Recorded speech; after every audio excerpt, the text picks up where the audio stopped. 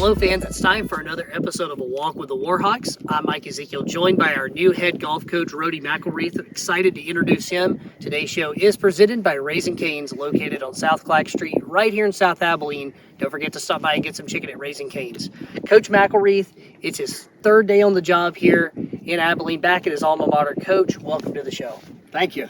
Happy to be here. Really excited, absolutely. All right, well, we're in a place that you're very familiar with, the golf course. And are you ready to take a walk down hole 17? Let's get it. Let's make it happen. So you're back here. You kind of had to hit the ground running because it is golf season. We've already had one tournament, and you weren't able to coach that one, but you will be coaching next week as we go over to Shriner. So, I mean, you had to hit the ground running, but how does it feel to be back at your alma mater? I couldn't be more excited, and I've said this since day one and prior to it, but like whenever I have my American dream, one, being a college golf coach, just having the privilege to do that is amazing in itself, but two, getting to do it at your old stomping grounds is not a chance that a lot of coaches have the opportunity to do. So, I'm excited. I'm excited about, the current situation, but also what the future has to hold. So, I'm extremely blessed. And it's a bright future ahead, hopefully, for these Warhawks. But going back to your playing days, you were an All-American, and I know in the few moments that I've known you, you're a pretty humble guy, and I know that you won't talk about that a whole lot, but being an All-American, I'm sure that you want to instill that in this team and, find some of that here. But, what's it been like for you just having to go quickly into this next tournament, and, how have you balanced the, settling into your new job and getting ready for a tournament? Yeah, it is. Like, it's been tough. I mean, to an extent, it's been tough because, you're trying to blend, trying to build relationships with the team that you're barely getting to know, that I didn't have the chance to recruit, even though Jay Reese did an awesome job with this group of kids here, or not kids, men. They're phenomenal human beings so far. So that one makes life really easy on transition, simply because like these guys show up and they work, they put everything they have into it every single day, and personalities are blending, they get along really well. So, team camaraderie is already on the up and up. So I'm kind of walking in not really anything hanging over my head. So at this point, I'm just trying to make sure that they are taking the right steps to be as successful as possible in their practice routines and how that translates over to putting up numbers on the golf course. So at this point, it's like I'm just really there to help at the moment. You know what I mean? I'm not trying to turn the world upside down for these guys because they're already on the right track. Yeah, so more of a facilitator role instead of, just tearing everything down and starting from scratch. Absolutely. So that is a good thing. And Brody, I guess part of the good thing too is you are from West Texas, Merkle native, and you've been working in Abilene. You're very familiar with this group, this university, and now we're getting ready for this. But, down the road, obviously, you're going to have your own touch on this. And, let's talk 5 years down the road, 10 years down the road, whatever the case may be. What's your long-term goal for the men's and women's golf programs? Well, I think any college coach is national notoriety. Like whenever preseason polls come out, you want to be top 5, 100%. You want those rankings to reflect every possible aspect of your program. So, I want McMurry golf program to be known. So I want recruiters or recruiting and future players to hear us in the newspaper, to see our numbers put up before there even is a contact made. And so whenever you do get your squad playing at that type of level, at that extreme, to where that there's a definite potential for a professional career after these kids leave their scholar athlete period, that's 100% the goal. So if pro golf is in their future, I want McMurry to be a stepping stone for them to make it to that next level. That would be ideal for my long-term goals, would be simply just have these kids know that McMurry is a stepping stone, and this is going to help me potentially one day, chase their dream of making money playing this game and feeding their families that way. Or becoming a coach at their alma mater. Becoming a coach at their alma mater. That's exactly right. Very good. Well, Rody, thank you so much. And I guess now I should say Coach McElreath. Coach, are you ready for rapid fire? Let's go. Let's do it. Let's go.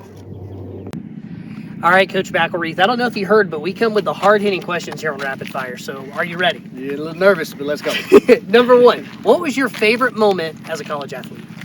Favorite moment, freshman year, winning the ASC title as a freshman, being first team all conference, and at the start of the tournament, I gave the seniors my word that I would do everything possible to get them a ring before they left. And that's, even though I played for the national title twice, I would say that my favorite memory is winning conference as a freshman.